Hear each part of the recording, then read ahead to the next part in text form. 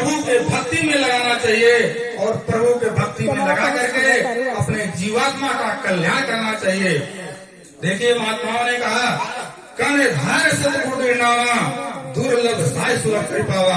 महात्माओं ने कहा जिस प्रकार से एक नदी को पार करने के लिए एक नौका और उसके अनुरूप हवा और उस मल्लाह की जरूरत पड़ती है, इसी तरीके से ये हमारे यहाँ के अंदर जो जीवात्मा है इसको भवसागर से पार करने के लिए एक नौका और एक मल्लाह की जरूरत है। जैसे नौका क्या है, नौके का मतलब ये है ये जो हम लोगों का शरीर है एक नौका है, यानी इसको महात्माओं ने बंधन कहा। ये जो शरीर है एक नौका है, लेकिन इसको जो पार करने वाले हैं वो मल्लाह वो सतगुरु है। जब सतगुरु रूपी मल्लाह मिल जाएंगे तब इस जीव को इस भवसागर से वो पार कर देंगे। इसलिए देखिए संतों महात्माओं की महिमा बहुत अधिक है। तो हम लोग क्या चाहिए कि इसको पाने के लिए सत्संग सुनना चाहिए। अगर सत्संग नहीं सुनेंगे तो हम लोगों को ज्ञान नहीं होगा। जब सत्संग ही ऐसा रास्ता है जो प्रभु तक ले जाकर के पहुंचाता है। महात्माओं ने कहा बिन सत्संग विवेक न होई और राम कृपा बिन सुलभ न सोई, तब वही होए सब संशय भंगा जब बहुकाल करी सत्संगा। महात्माओं ने कहा जब तक हम लोग सत्संग नहीं सुनेंगे तो विवेक पैदा नहीं होगा, विवेक नहीं होगा तो ज्ञान नहीं होगा, अगर ज्ञान नहीं होगा तो वैराग उत्पन्न नहीं होगा, और वैराग नहीं होगा तो इस संसार से लगाव कम नहीं होगा, और इसी मोह माया में हम लोग फंसे रहेंगे तो हमारा आपका जीवात्मा का कल्याण नहीं होगा। और जब सत्संग सुनेंगे तो हम लोगों के अंदर जो संशय भ्रम जो रहेगा वो उससे मिट जाएगा। लेकिन एक दिन सत्संग सुनने से ऐसा नहीं होता है। जब बहुत काल तक, यानी महात्माओं ने कहा जब बहुत दिनों तक हम लोग सत्संग सुनेंगे तब हम लोगों का जीवात्मा का कल्याण होगा और उस प्रभु को प्राप्त करने का रास्ता मिलेगा। और जब रास्ता मिल जाएगा तो हम लोगों का ये जीवन सफल हो जाएगा। महात्माओं ने कहा मुद मंगलमय संत समाजू जो जग जंगम तीर्थ राजू। महात्माओं ने कहा कि एक महात्मा लोग जो होते हैं उनका साथ करना एक मंगलमय और कल्याणकारी होता है। और जब संतों महात्माओं का शरण मिलता है तभी जीवात्मा का कल्याण होता है। और संतों महात्माओं को उन्होंने कहा कि ये चलता फिरता एक तीर्थ है। जिस प्रकार से हम लोग किसी तीर्थ में जाते हैं तो वहाँ जाने के लिए पैसे की जरूरत पड़ती है, धन बेखर्च करना पड़ता है, तब हम उस तीर्थ में जाते हैं। लेकिन जो महात्मा होते हैं वो बहुत दयालु होते हैं। वो हमारे आपके गांव गांव में, गलियों गलियों में, शहरों शहरों में आकर के इस जीवात्मा के कल्याण करने के लिए वो रास्ता बताते हैं। इसलिए महात्माओं को चलता फिरता तीर्थ कहा गया है। देखिए पूरे भारत में 68 तीर्थ का वर्णन किया गया है, लेकिन 68 तीर्थों में सबसे उत्तम तीर्थ प्रयागराज को माना गया है। क्योंकि प्रयागराज में एक मुनि आते थे, भरद्वाज मुनि ऋषि आते थे। उन्होंने वहाँ पर अपने जीवात्मा को जगाया और उस प्रभु से मिलाया, और उनके शरण में आए हुए जितने जीव थे इतने जीव को उन्होंने बख्शीश दिया और जीव का भी कल्याण हुआ। इसलिए देखिए जिस जगह पर महात्मा लोग रहते हैं वही जगह तीर्थ बनता है। देखिए वही जो गंगा है वो गौमुख से वहाँ आई और वहाँ से जाके गंगा सागर में मिल गई। लेकिन रास्ते में कितने गांव पड़े लेकिन सबको तीर्थ नहीं कहा गया। क्यों नहीं कहा गया? कि जिस जगह पर महात्मा लोग आते हैं उसी जगह को तीर्थ कहा गया। जैसे प्रयागराज में आपको भरद्वाज मुनि थे, उसी तरीके से देखिए मथुरा में श्री कृष्ण थे, अयोध्या में राम थे, तो उस जगह को तीर्थ माना गया। इसी प्रकार से जहाँ भी आप देखिए जिस जगह पे महात्मा लोग रहे उसी जगह को तीर्थ माना गया। वही नदी का पानी सब जगह जाता है लेकिन सबको तीर्थ नहीं माना जाता है, क्योंकि सब जगह महात्मा नहीं रहते। अक्सर करके पहले के जमाना में ऋषि मुनि संत महात्मा अक्सर के नदी के किनारे में ही आते थे, क्योंकि नदी के किनारे में जब आते थे तो उन लोगों को नहाने धोने का सब व्यवस्था रहता था। इसीलिए अक्सर करके इतने संत महात्मा रहते थे, नदी के किनारे में ही रहते थे, और जहाँ जहाँ वो लोग रहे वही जगह को तीर्थ बना, और उसी जगह को हम लोग तीर्थ मानते हैं। इसीलिए महात्माओं ने क्या कहा, तीर्थ गए से एक फल, संत मिले फल चार, सतगुरु मिले अनेक फल, कहत कबीर विचार। यानी तीर्थ में जाने से हम लोग को एक फल प्राप्त होता है। वो कौन सा फल है? वो धर्म। जब हम लोग जाएंगे किसी तीर्थ में तो हम लोगों को धर्म के बारे में ज्ञान होगा, और धर्म के आधार पे हम लोग चलना चाहेंगे, हम लोगों का मन भी उसी आधार से चल होगा। लेकिन देखिए, अगर संत मिल जाते हैं तो हम लोगों को चार फल मिलता है। वो चार फल कौन सा है? धर्म, कर्म, अर्थ और मोक्ष। संत मिल जाते हैं तो ये चार फल प्राप्त होता है। लेकिन अगर कहीं सतगुरु मिल जाए तो हम लोगों को अनेक फल मिलता है। यानी अनेक फल का मतलब कोई फल बाकी नहीं रहता है जो फल बाकी हो, क्योंकि सतगुरु ऐसे महात्मा है होते हैं, उस प्रभु से वो मिले रहते हैं, और हम लोगों को भी वो रास्ता बताते हैं, और प्रभु का मिलन का भेद बताते हैं, और हम लोग उस प्रभु को प्राप्त कर लेते हैं। तो देखिए, हम यही कहना चाहेंगे कि आप लोग भी अच्छे महात्मा की तलाश करिए और जीवात्मा का कल्याण करिए। और देखिए, सत्संग के बारे में महात्माओं ने कहा, सत्संग किसको कहत है, सो भी तुम सुन ले, सत्य नाम सतपुरुष का जहाँ कीर्तन हो। सत्संग किसको कहते हैं? देखिए, सत्संग सुनाने के लिए तो संत महात्मा सुनाते हैं, लेकिन हम लोग क्या करते हैं, उसी संत महात्मा का बताया हुआ वाणी जो होता है, बात होता है, उसी को हम लोग दोहराते हैं। लेकिन जो पूर्ण संत होते हैं, उनका सत्संग अगर एक बार प्राप्त हो जाए तो बड़े बड़े राजा, अमीर सब क्या करेंगे, अपना घर द्वार छोड़ देंगे, क्योंकि महात्मा की जो पावर होती है, ऐसी पावर होती है, वो एक मिनट भी यहाँ जीव रहना नहीं चाहेगा। जिसका उस मालिक का भेद मिल गया, उन्होंने राजपाट को लात मारकर ठोकर लगा दिया। ऐसा राजा भर्तृहरि ने अपने राज को ठोकर मार दिया, मीराबाई ने अपने राज को ठोकर मार दिया। ऐसे सत्संग का महिमा बहुत भारी है। महात्माओं ने कहा, सत्संग महिमा है भारी, पर कोई जीव मिले अधिकारी। सत्संग का जो महिमा होता है वो बहुत बड़ा होता है, लेकिन सत्संग को सुनने वाला, ग्रहण करने वाला, अपने जीवन पे आचरण करने वाला कोई हो तब तो उसका महत्व है, नहीं तो सत्संग क्या काम है। इसी प्रकार से जैसे स्कूल में चाहे कितने होशियार मास्टर रहे, लेकिन अगर पढ़ने वाला विद्यार्थी न पढ़ना चाहे तो उस मास्टर का पढ़ाने का अर्थ कुछ नहीं रहता है। इसी प्रकार से देखिए, महात्माओं का जो संदेश है बहुत दुर्लभ से मिलता है। सत्संगत दुर्लभ संसारा, निमिष दंड भरी एक बारा। यानी सत्संग का जो महिमा है बहुत भारी है। संतों महात्माओं की अल्प अवधि का सत्संग भी बहुत बड़ा लाभकारी होता है। आपके देखिए, इस्लाम धर्म में मौलाना रूम ने अपने कलम में फरमाया, हमन सीनी सायते व औलिया बेहतर अजसर साला तायद बेरिया। यानी कहने का मतलब ये है कि उस महात्मा के, संत के जो बंदे होते हैं, जो प्यारे भक्त होते हैं, उनके एक घड़ी की सोहबत और इस मन और बुद्धि की 100 साल की हुई बंदगी से बेहतर होता है। इसलिए संतों महात्मा का जो क्षण होता है बहुत लाभकारी होता है। इसीलिए देखिए, सत्संग का महिमा, सत्संग कहीं भी हो तो हमको आपको उसको सुनना चाहिए। वो स्वामी जी ने सत्संग के बारे में कहा, जिन हरि कथा सुने नहीं काना, सरवन रंग रही भवन समाना। नए नए संत दरस नहीं देखा, लोचन मोर पंग कर लोखा। ते सिर कट तुम बर समतुला, जे नमत हरि गुरुपद मिला। जिन हरि भक्त हृदय नहीं आनी, जीवत 100 समानते प्राणी। जो न करई राम गुणगाना, जी सुधातु जी समाना।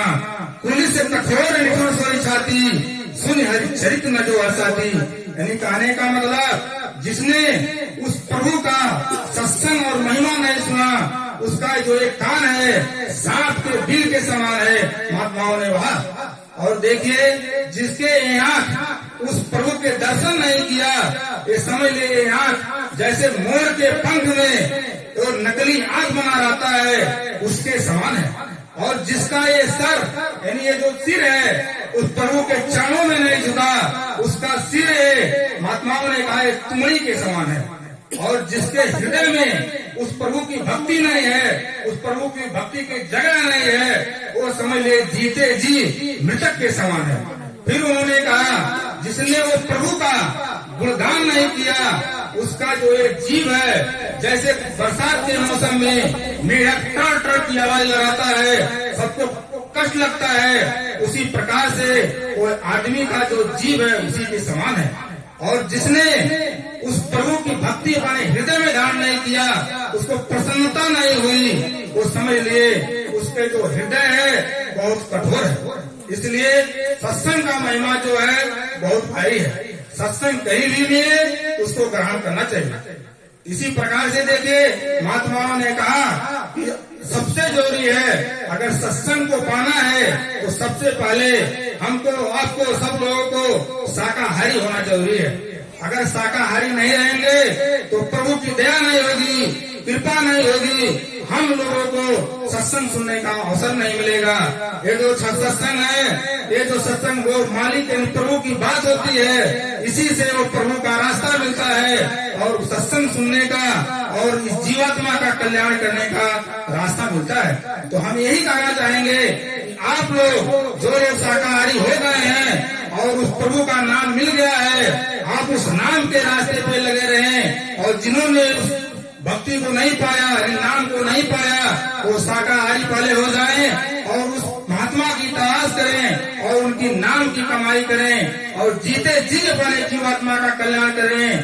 क्योंकि देखिए जिसने जीते जी प्रभु को नहीं प्राप्त किया वो मरने के बाद कभी प्राप्त नहीं कर पाएगा। क्योंकि देखिए जैसे कोई विद्यार्थी अगर MA BA का PhD करना चाहता हो, लेकिन अगर करने से पहले अगर मर जाता है तो कभी BA MA डिग्री प्राप्त नहीं कर सकता। इसी प्रकार से अगर जीते जी हम लोगों को प्रभु को नहीं मिले तो मरने के बाद कभी हम प्रभु को प्राप्त नहीं कर सकते हैं। तो देखिए जो भी करना है वो जीते जी करिए और जो बचा खुचा जो सांसों की पूंजी बचा है इसमें उस प्रभु को खोज करिए और अपने जीवात्मा का कल्याण करा लीजिए। देखिए रावण इतना बड़ा विद्वान और पंडित था लेकिन उसको राक्षस में गिनती हुआ। क्यों हुआ? इसीलिए महात्माओं ने कहा उत्तम कुल पुलस्त के नाती शिव व्यंज पूजे भोभाती, वेद ज्ञान उत्तम कुल पाया तापर रावण यसुर कहाया।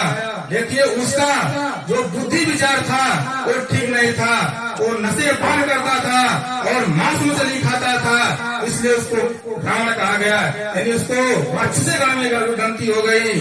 तो देखिए हम यही कहना चाहेंगे कि अच्छे महापुरुष की तलाश करिए और जीवात्मा का अपने कल्याण करिए।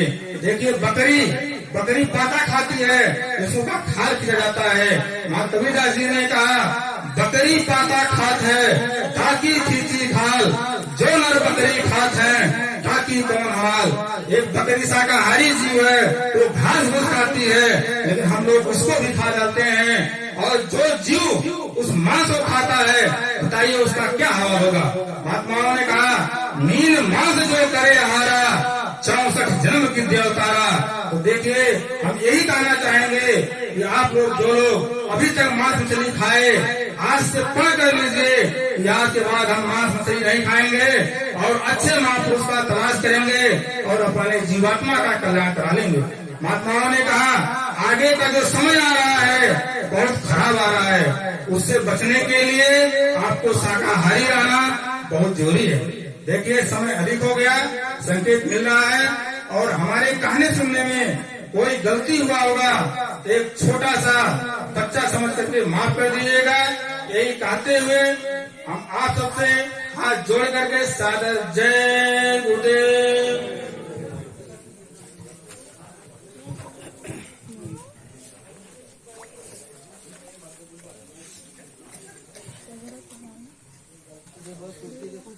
जय गुरुदेव गुरुदेव। प्रेमियों अभी आप लोग इतना ऊंची सत्संग सुना, क्योंकि ये सत्संग का कुछ शब्द यदि हम कर लें तो हम लोग का जीवन ही बदल जाएगा। अभी आप लोग ने इतना ऊंची सत्संग सुना कि जब कोई कहीं पे भी सत्संग में कोई शब्द यदि बार बार दोहराया जाता है तो हम लोग का सोचना चाहिए वो शब्द में ऐसा कोई कशिश है कि हम लोग को उसको अमल करना चाहिए। हम लोग समय का ख्याल करते हुए हमारे अगले प्रवक्ता जी हैं आदरणीय औरड़िया के श्री मास्टर साहब, हम उनसे निवेदन करेंगे वो आए महाराज जी का संदेश सुना। वो आए।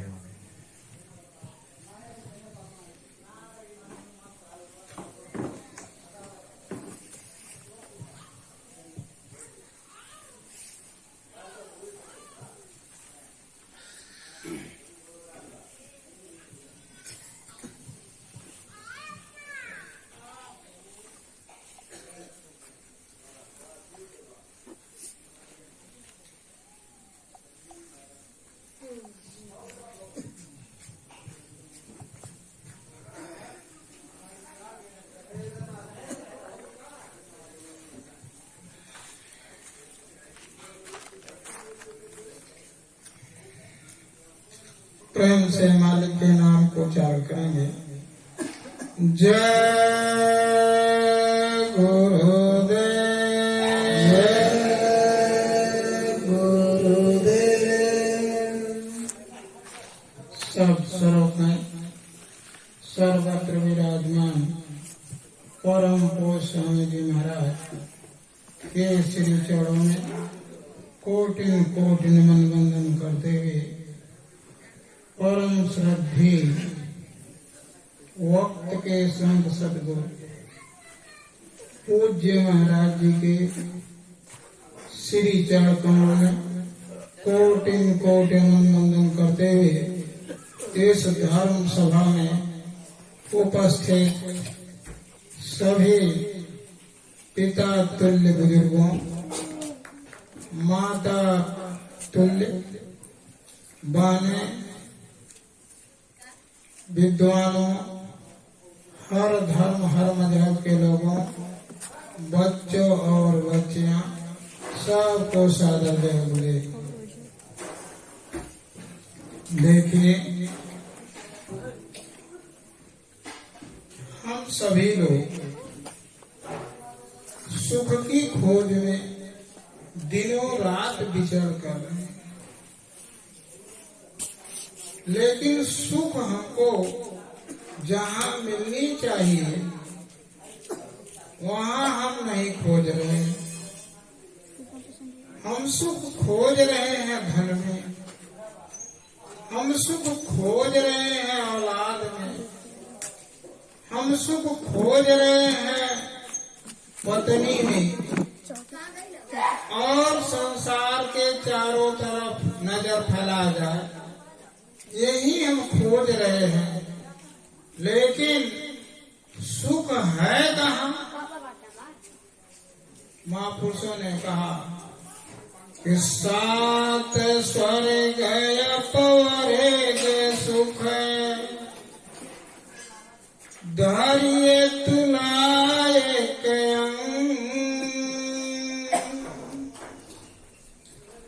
ताई मिले नहीं सकल जो सुख लो सत्संग। महापुरुषों ने कहा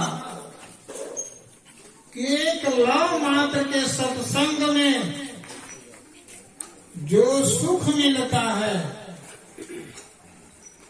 एक दृष्टि से जितनी भी देखी जाए, न देखने वाला स्वर्ग भी उसको भी जोड़ दिया जाए, लेकिन एक क्षण के अंदर जो संतों के द्वारा सत्संग होता है उतना सुख नहीं है। हम धर्म ग्रंथों पढ़ते हैं, लेकिन हम लोग कभी इधर ध्यान नहीं देते हैं कि क्या सत्संग होता है। देखिए, सत्संग संतों के द्वारा होता है। हम आप सत्संग नहीं दे सकते। जैसे मास्टर के द्वारा पढ़ाई होती है, हम अपने से नहीं पढ़ सकते। ऐसे संत जो हैं वो पूरी सृष्टि के मास्टर हैं, टीचर हैं। उनको आध्यात्मिक मास्टर कहा जाता है, स्पिरिचुअल टीचर। अब उनके सत्संग में हम लोग जा नहीं रहे हैं। अब वो जब सत्संग हमें आपको सुना दे, समझ में आ जाए, तो एक पूरे संसार के सुख फीका पड़ जाएंगे। महात्माओं को जब सत्संग मिल गया, मनुष्य को जब सत्संग मिल गया, तो इतनी प्रसन्नता हुई उसको कि वो नंगे नाच नाचने लगे। इतनी खुशी हुई कि वो नंगे नाच नाचने लगे। महात्मा कबीर साहब ने कहा, वो सुख कहाँ मिलेगा? हम जानते हैं वो सुख कहाँ मिलेगा, उसको हम जानते हैं। अभी आपने सुना, महापुरुष कहते हैं कि हम आए उस देश से, जहाँ तुम्हारा घर है, हम वहां से आए। महात्मा कबीर साहब ने कहा कि कबीरा खड़े बाजार में लिए लुआठी हाथ, जो घर फूके आपने सो चले हमारे साथ। वो कौन घर फूके? आप समझते होंगे ये लिंटर घर, ये फूस का घर, वो घर नहीं, इस घर को। ऐसे घर आपने तमाम प्राप्त किया। कुत्ते में आप रहे, वो भी घर रहा। दिल्ली में रहे, वो भी घर रहा। ऐसे 84 लाख घर में आपने बिताया। इसको जलाने की कोशिश करो, यदि मेरे घर चलना है। तमाम राजा महाराजा, उनको आप तो सोचते होंगे कि उन्हें क्या कमी है। अभी आपके इस धरती पर राजा भर्तृहरि, जिनको भर्तृहरि कहते हैं, बड़े संपन्न राजा थे। उज्जैन नगरी में उनकी राजधानी थी। सूर्योदय से सूर्यास्त तक उनकी राज्य था। बड़े धार्मिक विचार के राजा थे। उनके पास तमाम पटरानियां थी। राजकोष पूरा भरा भराया था। प्रजा बड़ा आनंदित था, बड़ा प्रसन्न भी थे राजा भर्तृहरि। एक दिन गोरखनाथ देखे कि ये राजा जो है ये धार्मिक विचार का है, लेकिन इसको पता नहीं है कि सुख, परम सुख कहाँ है। इतने तो पत्नी में खोज रहा है, धन दौलत में खोज रहा है, पकवान में खोज रहा है, लेकिन है नहीं, ये भूल गया। गोरखनाथ आए, अलख जगाए, अंदर बुलावा हुआ, चले गए। कहे राजा, क्या हाल चाल है? कहने लगे, महाराज बहुत प्रसन्नता है, मेरा प्रजा बहुत आराम है, मेरे नौकर जाकर आदेश में चलते हैं, कहीं कोई झय झगड़ा बवाल नहीं। राजा तो गोरखनाथ समझाए कि तुम बड़े अच्छे नेक राजा हो, लेकिन इसमें तुमको सुख नहीं मिला। क्यों? कितने दिन रहोगे? ये तो मुसाफिर खाना है, स्टेशन पर रात बिताया, ट्रेन पर बैठकर चल दिया। वैसे ये है। 7 दिन तक समझाए, लेकिन राजा भर्तृहरि ने कहा, जब वो सुख को याद करता था, करे तमाम सुंदर सुंदर पटरानियां हैं, मेवा मिष्ठान भरा पड़ा हुआ है, नौकर चाकर की गिनती नहीं, सब आकर के सम्मान देते हैं। नहीं माना। कहा महाराज जी ठीक है, आपकी बात मैं मानता हूँ, बुढ़ापा आ जाएगा तो मैं राज दे दूंगा, औलादों को चला चलूंगा। गोरखनाथ सोचने लगे कि इतना नेक राजा, जब इसके समझ में नहीं आ रहा है कि हमको छोड़कर यहाँ से चले जाना है, तो और लोगों को समझ में कैसे। चले गए। दूसरे दिन जंगल में एक फल ले लिए, फिर आए, अलग जगह अलग निरंजन। दरबार में सूचना गई राजा के पास। राजा कहा बुलाओ। स्वागत करके बैठाए। कहे कैसे आना हुआ महाराज जी? कहे राजन तुम बड़े अच्छे आदमी हो, बड़े प्रतापी राजा हो, मैं चाहता हूं जब तक ये धरती रहे तब तक आप राज करो। मैं आपको अमर कर देता हूं, ये अमर फल आप ले लो, खा लो, अमर हो जाओगे, कभी मरना नहीं जाएगा। उसने ले लिया। उसके बाद उसने क्या किया कि उसकी रानी पिंगला थी, 9 रानियों में सबसे सुंदर थी, बहुत मानते थे वो राजा, अपने आंख से ओझल नहीं करना चाहते थे। पिंगला को कहे पिंगला, सोचने लगे पिंगला को खिला देता हूं तो हमेशा नौजवान रहेगी, सुंदर रहेगी, हमारे भोग विलास में आनंद आएगा। दे दिया। कहा खा लो, अमर हो जाओगे। महल में लेकर के गई। उसके बाद वो सोचने लगी, उसका संबंध सेनापति से था, कहीं सेनापति को दे देती हूँ, खा लेते हैं तो हमेशा नौजवान रहेंगे, इनसे मुझे आनंद आएगा।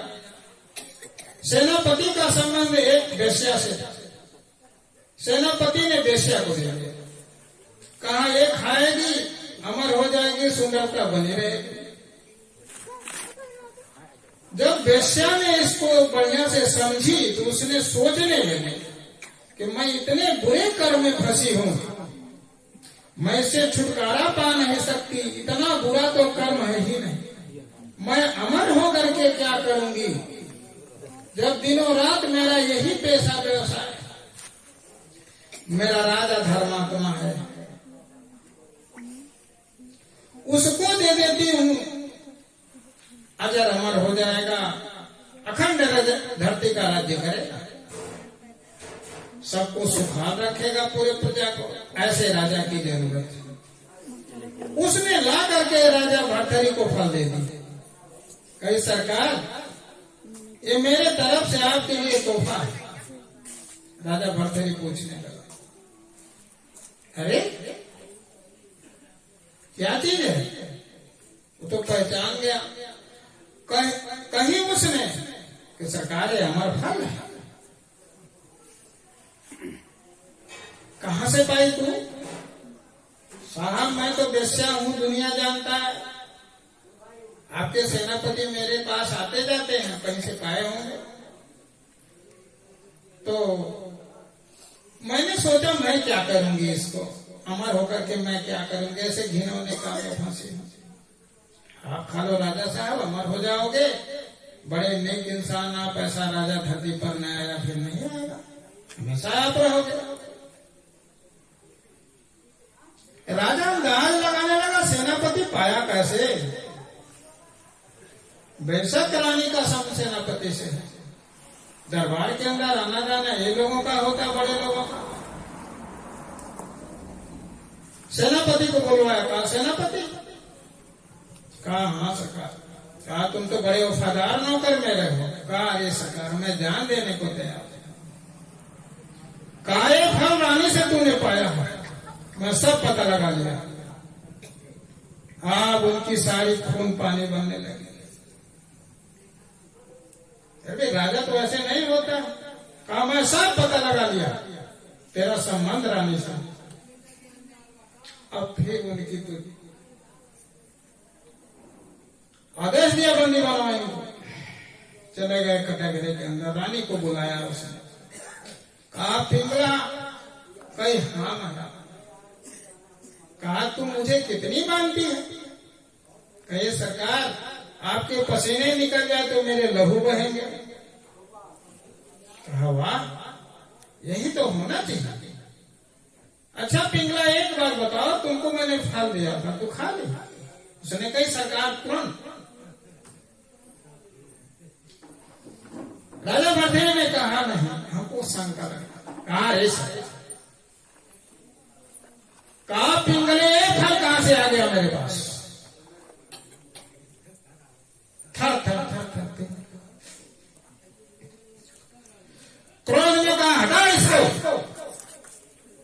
मेरे पास कितनी रानियां हैं, लेकिन इसके लिए मैं हमेशा फिदा रहता हूं। इस दुनिया के अंदर न मेरे मां रह गए न बाप रह गए। यही एक रानी है जिसको मैं बहुत मानता हूं। आज ये मेरे साथ इतना बड़ा जो है धोखा कर दिया। मेरा अपना कौन है? हटा तुरंत इसको मेरे सामने से। और तुरंत चला गया अपने कोठरी के अंदर। लगा सोचने अब इस दुनिया में हित कौन है। मैंने तो सोचता था कि सारे संसार का सुख मेरे पास है। कहा मेरे पास कोई यदि आ गया तो तुरंत कत्ल कर दूंगा, कोई आने न पाए मेरे पास। लगा छटपटाने, याद आने लगा कि दुनिया भूखेगा। बताओ मुझसे उसको सुख नहीं प्राप्त हुआ, वो सेनापति से जुड़ी है। यही दशा पूरे संसार का तो हो।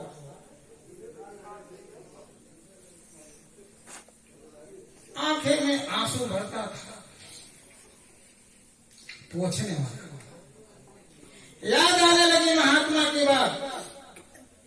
कहने लगा महात्मा जी ने मुझे 7 दिन तक समझाया, लेकिन मेरे समझ नहीं। महात्मा कोई अमर फल थोड़ा लाए थे। वो तो देखना चाहते थे कि तुम्हारा सुख कहाँ मिलता है तुझे, तो फल ऐसे ले लिए। जब इनको ऐसा हो गया कि एकदम छटपट छटपट करने लगे, पानी दाना सब, तब आकर के गोरखनाथ लग गया। हालात में रहने द्वारपाल कहने लगे सरकार किसी की बात सुनना नहीं चाहते हैं महाराज। कहे देखो दूर से जाकर कहना कि गोरखनाथ महाराज आए हुए हैं। आया और बड़े जोर से आवाज लगा, अरे महाराज गोरखनाथ जी फिर आ गए हैं। कहा गोरखनाथ आ गए? तुरंत निकला जो है कोठरी से अपनी, दौड़ते हुए जाकर के वहीं द्वार पर चरणों में पड़ गया। कहा सरकार अब हम एक पल यहां नहीं रहेंगे। ऐ प्रेमियों, क्या हम लोग सुख ढूंढ रहे हैं? वो सुख तो संतों के पास है। महात्मा कबीर साहब ने कहा कि वहां चलने के लिए ये सारे घर जितने हैं फूकने की युक्ति इनके पास है। अभी आपने नाम सुना ना, नाम वही नाम एक ऐसी जड़ी संतों के पास होता है। लोग कहते हैं रामायण हम पढ़ते हैं, हम राम को मानते हैं। हमको बड़ी खुशी हुई कि हमने जब आया आपने गांव में तो देखा झंडे फहरा रहे हैं चारों तरफ राम। हम कह रहे भाई राममय हो गया हमारा देश, हमारा गांव राममय हो गया, सब राम को मानने लगे। बड़ी खुशी की बात है, बड़ा अच्छा हुआ। आप तो राम को मानेंगे लोग, तो राम के मानने वाले भाई भाई भाई में प्रीत बढ़ जाएगा। माँ बहन को जो है अच्छे दृष्टि से लोग देखेंगे, सब शाकाहारी होंगे, सब लोग सतयुग योगी, सब विज्ञानी, करी हरि ध्यान तरह भाव प्राणी। ऐसा तो हो गया राम में। लेकिन किसी से पूछा मैंने, जो ये झंडे लेकर के दौड़ते हैं, अरे बाबू आप शाकाहारी हो? उसने कहा नहीं। हमने कहा झंडा एक तो धोखा हो गया, ये झंडे खाली पार्टी के लिए दौड़ रहे हैं ये लोग, लेकिन ये राम में नहीं है। यही घटना स्वामी विवेकानंद को पड़ा था। वो जब अमेरिका में थे, अमेरिका में ऐसे जा रहे थे स्वामी विवेकानंद, एक कब्रिस्तान बना था, एक औरत पंखा झल रही थी। स्वामी विवेकानंद ने पूछा कि देवी जी ये क्या चीज है पंखा झल रही है? कहने लगी कि हमारे पति थे स्वामी, वो इस दुनिया से चले गए, उन्हीं का ये है, दफनाया गया है। तो कहने लगी तब ये क्या कर रही है? पंखा झल रही है। कहने लगे ओहो, अमेरिका के लोग बड़े धन्य हैं, नारियों के अंदर देखो कितना प्रतिव्रत है, पति के प्रति कितना प्रेम है, कि कब्रिस्तान में नीचे बेचारा पड़ा, कितना श्रद्धा है कि वो पंखा झल रही है। चलने लगे, फिर वापस आए घूम करके। कहने लगे देवी एक चीज का मुझे भ्रम है, पंखे तो शीतलता के लिए झला जाता है, तो तेरे पति का लाश तो कम से कम 4-5 फुट के नीचे होगा और चारों तरफ से बंद है, तो वहां तक तो हवा नहीं जाएगी। तब उसने कहने लगी कि साहब इसलिए नहीं झल रही है, ये जो सीमेंट का बनाया हुआ है जितना जल्दी सूख जाएगा उतने जल्दी मैं दूसरा पति खोज लूंगी। अब भ्रम में हो गए स्वामी विवेकानंद कि मैं तो लिख देता अपने किताब में कि अमेरिका की नारियां इतनी पतिव्रता धर्म में रहती हैं, लेकिन देखो ये तो कह रही है कि ये सूख जाए ऊपर का सीमेंट तो मैं दूसरा शादी। हमारा हिंदुस्तान कितना ऊंचा है, कम से कम 13 दिन तो प्रतीक्षा करते हैं, अधिक नहीं तो 13 दिन तक तो प्रतीक्षा करें। इसी तरह से है प्रेमियों भाइयों, हमको भी भ्रम हो गया कि जिनके घर पर झंडे लगे हुए हैं, यदि राम को ये मानते हैं तो बढ़िया हो गया। अभी झंडा अभी उद्घाटन हुआ राम का 22 है ना जनवरी। लेकिन प्रेमियों इस झंडे से काम चलने नहीं है, इन भेष से काम होने वाले नहीं है। अरे इस झंडे को यदि पकड़ना है तो गह करके पकड़ो। देखो राम के रामायण में क्या लिखा हुआ है कि सुख की तलाश यदि तुमको करना है तो उस रामायण में सब लिख दिया गया। उसमें खोल करके लिखा है कि नहीं दरिद्रम दुख जग माही, संत मिलन सम सुख जग नाही। संतों के मिलने का बराबर सुख दुनिया में है ही नहीं। वही बात महापुरुषों ने कहा कि सारे सुख को इकट्ठा कर एक पल्ले पर रख लो, लेकिन लौ मात्र का सत्संग जो होता है उसके बराबर यह नहीं तुलता है। वो क्या करते हैं, वो कैसा सत्संग देते हैं, वो दया के सागर होते हैं। ये जीवों को जब वो दृष्टि से देख लेते हैं कि मेरी बात ये मान रहा है, मानने को तैयार होगा, इसको सत्संग प्यारी लग रही है, तो वो अपना दर्श दीदार अंतर में प्रकट कर देते हैं। और दृष्टि से दृष्टि जब मिला लेते हैं तो फिर रामायण में लिखा है कि सन्मुख होहि जीव मोहि जबहि, जन्म कोटि अघनाशहि तबहि, संत मिल जाए और सामने दर्शन हो जाए तो पाप कहाँ रह जाए। लेकिन हम दर्शन ही नहीं कर पाते, हमारे अंदर तमाम भ्रम उत्पन्न हो जाते हैं। ये मनुष्य, बहुत सारे लोग कहे कि जैसे हिरण्यकश्यप को लोग कहते थे वो तो राक्षस था, भगवान अपने को कहता था। इसी तरह से बाबा जी को भी तमाम लोग कहते थे अरे वो तो रावण है, जय गुरुदेव अपने को भगवान। ये समझ नहीं पाए लोग धोखा खा रहे हैं। स्वामी जी महाराज बाबा जी ने कहा कि समय के अनुसार नाम बदलता है। जैसे जब राम पैदा ही नहीं हुए इस धरती पर तब लोग राम नहीं कहते थे। उस समय नारायण कहते होंगे, हरि कहते रहे होंगे। लेकिन राम की महिमा कब शुरू हुई? राम के समय थोड़े लोग राम की महिमा को जाना, और राम के चले जाने के बाद तो भाई आज तो झंडा लेने वाले कितने दौड़ रहे हैं, उसका कोई हिसाब नहीं।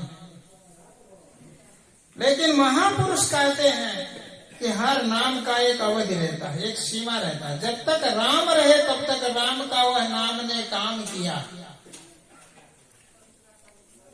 जब राम चले गए तो किस नाम से काम हुआ? घटना कहाँ होती हम बताएं। यह राम और नाम का कहाँ से क्या संबंध है? भगवान राम थे तो कहे कि एक में रा लिखो, एक में माँ लिखो, सेतु बांधना है, पुल बांधना है। एक में रा लिखते थे, एक में माँ लिखते थे, दोनों पत्थर बिक जाता था। उस समय राम के नाम की महिमा थी। रावण ने नहीं समझ पाया, निशाचरों ने नहीं समझ पाया। क्यों नहीं समझे लोग? ये लोग सब मांसाहारी, शराबी, कबाबी। जब आदमी नहीं बन पाए वो लोग, आदमी पहले बनना चाहिए भजन भाव करने के लिए, तो भगवान राम को नहीं थे। कृष्णावतार देखिए होगा तो जब द्रौपदी की चीर खींची जा रही थी तो उस समय उससे पहले भगवान राम थे, तो उसने राम को बुलाई होती, लेकिन उसने राम को नहीं बुलाई। वो जानती थी द्रौपदी कि इस वक्त का जागता नाम कृष्ण है। तब उसने पुकार की, अरे कृष्ण मेरी लाज जा रही है। कहीं राम को पुकारा? आप सारे धर्म ग्रंथ पलटा करके देखो, वो कृष्ण को पुकारा, क्योंकि उस समय कृष्ण नाम से काम होना था। और जब कृष्ण चले जाएंगे तब देखिए क्या खेला हुआ। भगवान कृष्ण जब इस दुनिया से चले गए और अर्जुन भगवान कृष्ण की पटरानियों को लेकर, उनके 16,108 पटरानियां थी, जिनमें 8 पटरानियां तो सती होने के लिए चली गई, लेकिन 16,100 भौमासुर की बंदी बनाई हुई औरतों को अर्जुन अपने साथ द्वारिका का सारा धन जितना उठा पाया लेकर जब चलने लगा, वहीं देखिए कृष्ण नाम की महिमा। जंगल में कुल भील मिले, कुल भीलों ने कहा देखो एक आदमी के पीछे इतनी सारी औरत, हम लोगों के पास औरतें नहीं है। तो लोगों ने कहा पकड़ो पकड़ो पकड़ो, सब छीन लो। भाई कहने लगे देखो भाई, तू एक है, एक औरत को ले जाओ, बाकी हम लोगों को दे दो। उसने कहा अरे देखो एक ऐसे हो सकता है, मेरे सामने तुम लोगों की हिम्मत क्या? वो लोग कहने लगे देखो भाई इसको पकड़ो मारो, ये अकेला क्या करेगा? उसने कहा तुम लोगों ने अर्जुन का नाम नहीं सुना? कहा अर्जुन फार्जुन होगा कोई? समय परिवर्तन हो गया था, द्वापर खत्म हो चुका था, कलयुग आ चुका था।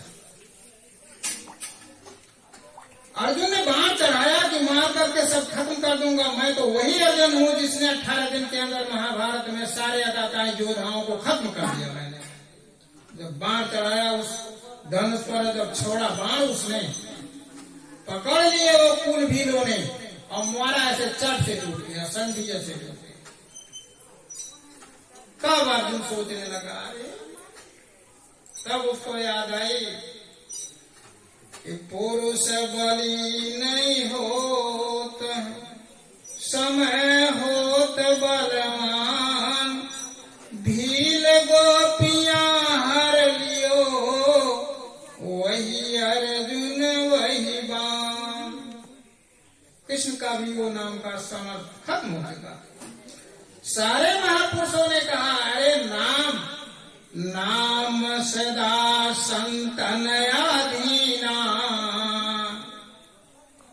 संत बिना कोई नाम न चीना। अरे इनके अधीन नाम होता है संतों के। कैसे? महात्मा वशिष्ठ जी उन्होंने राम का नाम रखा, संदीपन गुरु ने कृष्ण का नाम रखा था। इतिहास पढ़ा कर आप देख लो। उसी तरह से अभी कलयुग में महात्मा कबीर आए तो उन्होंने उस मालिक का नाम रखा साहेब। उन्होंने कहा साहेब से सब होता है, बंदे से कछु नाय। उन्होंने कहा राई से पर्वत करे, पर्वत राई मां। उन्होंने कहा ये साहब से काम।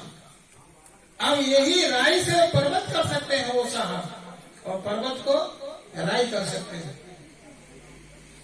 ये संतों के अधीन नाम होता है। इसी तरह से नानक देव ने उस मालिक का नाम वाहे गुरु रखा। उस समय वाहे गुरु कहने पर सब काम हो जाता था। एक घटना में बताऊं, नानक देव को जब अकबर ने बंदी बनाया और तमाम लोगों को बंदी बना करके जेल खाने में बंद किया, इनकी नानक देव की भी शिकायत गई। ये लोगों को गुमराह करता है, उल्टा सीधा सिखाता है। भाई पंडा पुजारी लोग उनकी जब व्यापार में घाटा लगता है तो महात्मा के पीछे दौड़ते हैं कि महात्मा हमारा सब खेल बिगाड़ देगा। तो लोगों ने शिकायत किया। नानक देव जी बाला और मर्दा के साथ जा रहे थे, तो जाकर के वहां बंदी जब बनाया गया तो बाला, मर्दा और नानक देव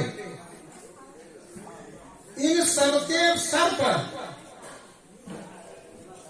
रुई के बड़े बड़े गट्ठर, कहा गया तुम लोगों को सर पर लेकर के चलना है जहां बंदी खाना है। और बाला मर्दा को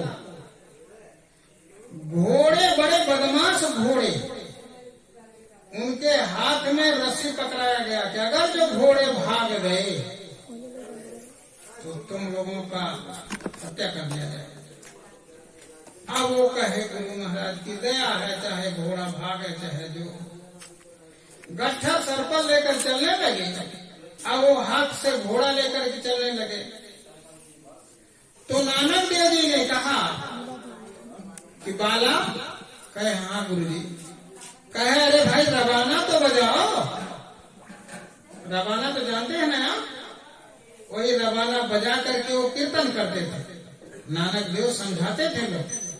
तो कहे अरे बाला, मर्दाना, रबाना तो बजाओ। तो कहने लगे गुरु महाराज रबाना कैसे बजाएं? एक हाथ से गट्ठर पकड़े हैं, अगर जो एक ही हाथ खाली होता तो ऐसे लटका करके रबाना बजाते, लेकिन दूसरी हाथ तो वो जो है बदमाश घोड़ों के जो है रस्सी में फंसा। नानक देव जी ने कहा ठहरो, अरे वाहे गुरु का याद करो, तुम भूल गया, सब ठीक हो जाएगा। अब उन्होंने वाहे गुरु को याद किया, घोड़े को छोड़ दिया, कहा रस्सी छोड़ दो, अपने आप घोड़े आएंगे। रस्सी छोड़ दिया और रबाना बजाने लगे, कीर्तन करते जाने लगे। नानक देव जी जब आगे बढ़ते हैं, पुलिस लोग देखते हैं, उनके प्यादे जो हैं अकबर के देखते हैं, नानक देव का गट्ठर एक हाथ के ऊपर था नानक देव का जो गट्ठर था वो एक हाथ के ऊपर था, तो लोग परेशान हो गए, कहे रे यार वो तो उसका गट्ठर एक हाथ के ऊपर है, घोड़े पीछे पीछे चले आ रहे हैं। बंदी खाने में बंद किया गया। अकबर का आदेश हुआ कि उनसे चक्कियां पिसवाओ। दिया गया उनको पीसने के लिए मक्का। चक्की चलाने लगे, सब लोग चलाते थे, बहुत सारे बंदी खाने थे बंदी में, ऐसे तमाम लोगों को बंद किया था उसने अकबर ने। तो नानक देव को 2 चक्की चलाने के लिए दिया कि यही बदमाश है सबसे, क्योंकि इसी ने सब बिगाड़ दिया पूरे समाज को। नानक देव को जब 2 चक्की दिया गया कि दोनों हाथ से चलाए, छोड़े वो अपना। जब नानक देव के पास पहुंचा, सब लोग चलाने लगे, उनकी चक्की अपने आप घूमने लगे, दोनों चक्की घूमने लगे अपने आप, और खाली इनको अनाज डालना था, ऐसे डालते थे। घंटों में कितने पीस गए, अब सब अनाज नहीं पहुंचा पा रहे। क्या भाई लाओ और लाओ। एक खबर अकबर के पास पहुंची, कहे सरकार अरे वो जो आया वो तो बहुत बड़ा महात्मा है। सारी बात लोगों ने बताया, अकबर आके विचारों में पड़ गए नानक देव के। तो मैं ज्यादा आगे आप लोगों से नहीं कहूंगा, क्योंकि समय का अभाव है, बहुत सारी बात आप लोगों ने सुना होगा। नानक देव जी को उन्होंने कहा कि है प्रभु दया कर दीजिए, अब आप जो आदेश करो हम तैयार हैं। कहे सब बंदियों को छुड़ा दो, सब चले जाए। वो महापुरुष सबको ऐसे छुड़ा देते हैं।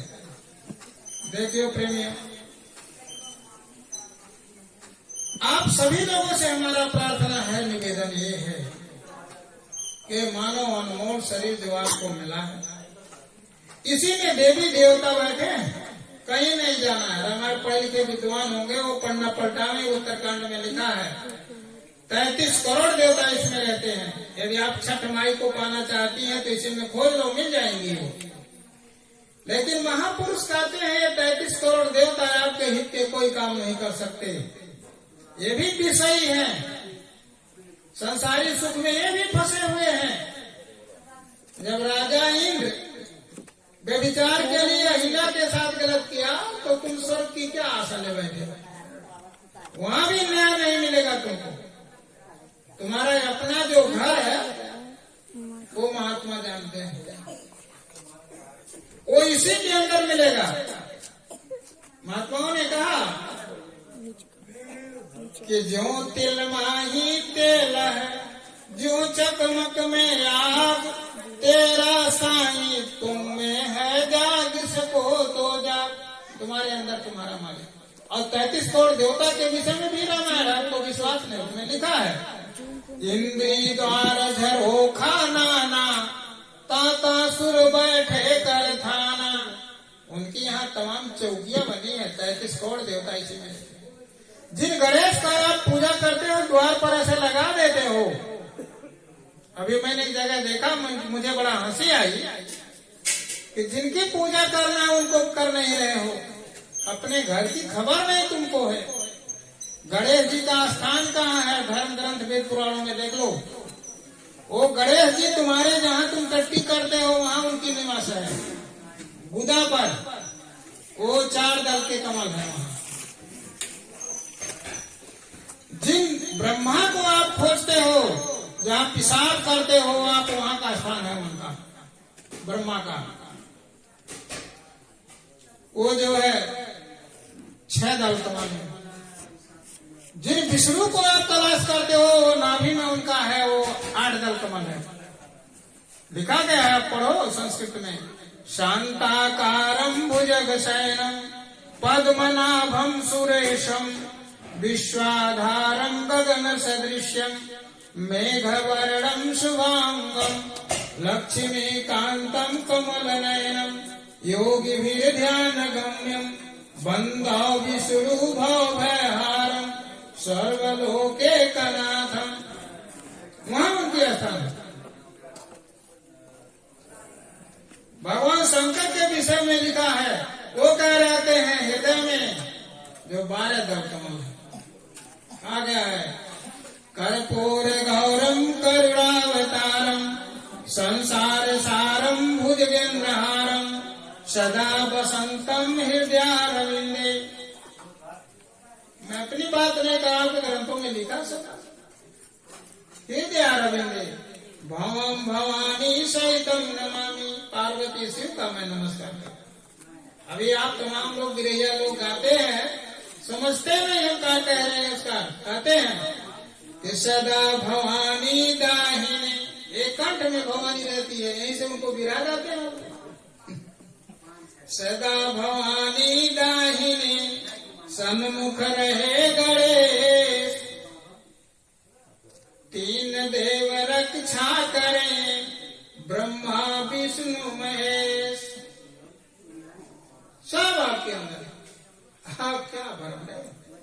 ये बाहर मुखी जो आपकी पूजा है, साफ खेल। महात्माओं ने कहा, रामचरितमानस आप पढ़ते उसमें देखो, गोस्वामी जी ने जिस रामायण का रचना जिसने किया, उसने कह दिया कि जब गुरु ने मुझे दिया अंजन, जो नाम का अंजन होता है, जब जड़ी उसने दे दिया मुझे, तो उसी जड़ी को मैंने रगड़ा, मेरा तीसरा नेत्र खुल गया। लिखा है जथा सुअंजन साधक सिद्धि सुदान, कौतुक देखत शैल बंधु तल भूरि निधान। वो नाम की जड़ी जो गुरु देते हैं, अभी आप लोगों ने सुना होगा कि वो शब्द, वो नाम, वही आंख खोलता है, वही तीसरा नेत्र है, उसको रगड़ो तो खुल जाएगा। और जब खुल गया, गोस्वामी जी कहते हैं कि वो राम कहाँ मिलेंगे। वो झंडा जहाँ लेकर के जहाँ से शुरू हुआ वहां नहीं मिलेंगे। वो राम कहाँ मिलेंगे। वो कहे कि मैंने जब साधना किया, ध्यान किया, मोद हुने तसितमय भयऊ पुनि चितवत कौशलपुर गयऊ। कहा जब ध्यान में अंदर में जब तुम देखोगे, नैन मूदने का मतलब था बाहर देखने को। उन्होंने कहा मैंने आंख बंद किया, ये दोनों, तब मेरी वो तीसरे नेत्र खुल गई और मैं देखते देखते चला गया। कहाँ गया? कौशलपुर। जहाँ राम रहते हैं, मैं कौशलपुर गया, पहुंच गया। मोहि बिलो की राम मुस्काही। जब मुझे उन्होंने देखा कि अरे पहुंच गए भाई अब तो मेरे स्थान पर, वो खुश। और उन्होंने कहा बस उतना नहीं, मुझे आगे भी जाने उसने दिया। तो मैंने वहां का देखा कि कोटिन चतुरानन गौरी सा। करोड़ों ब्रह्मा को मैंने देखा, करोड़ों विष्णु को मैंने देखा। आप तो एक सूरज चांद देखते हो, मैं तो करोड़ों सूरज देखा उसने। मैंने कहा जो मैं देखा नहीं सुना, मैं नहीं सुन, यही तो हम लोग सुन रहे हैं, यही सब है। जो उन्होंने कहा जो मैं देखा, कभी सुना ही नहीं। सुना स्पष्ट रामायण में लिखा जासु अंश उपजत गुण खानी अगणित लक्ष्य उमा ब्रह्मानी।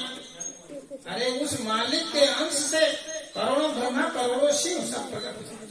इसी पर महात्मा कबीर साहब ने कहा क्या भ्रम पड़ रहे हो।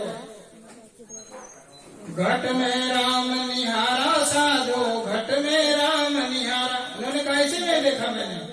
यही घट भीतर सात समुंदर, कोई मीठा कोई खारा। यही घट भीतर राम मिलत जब तीसर नेत्र निभारा। महात्मा कबीर साहब ने इस बात को कह दिया। कहने का मतलब है प्रेमियों, बहुत सारे बातें हैं, दिनों रात कहा जाए खत्म होने को नहीं है। आप लोगों से निवेदन है, करवत प्रार्थना है कि संतों के शरण में लाओ। लेकिन बुखार में जब बुखार रहता है ना, तो अनाज मीठे नहीं लगते। कहते हैं आप तूने कैसा खाना बना दी कि एकदम तीता तीता लगा, बहुत नून डाल दी। लेकिन नून तो रोज उतना पड़ता है, सब लोगों को अच्छा लग रहा है, तुम्हें क्यों नहीं अच्छा लगा? तुमको बुखार लग गया।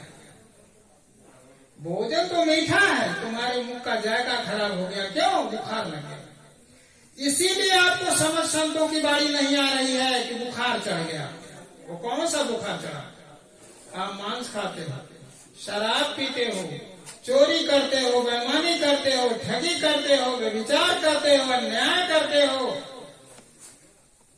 बुरी नजर से लोगों को देखते हो, इसलिए वो बुखार चढ़ गया है। दिनों रात तुम ऐसे बैठे रहो, तुम्हारे अंदर वो नहीं जाएगा। अरे इस मन को मारो, जब तक ये मन को नहीं मार पाओगे। बड़े बड़े ऋषि मुनियों को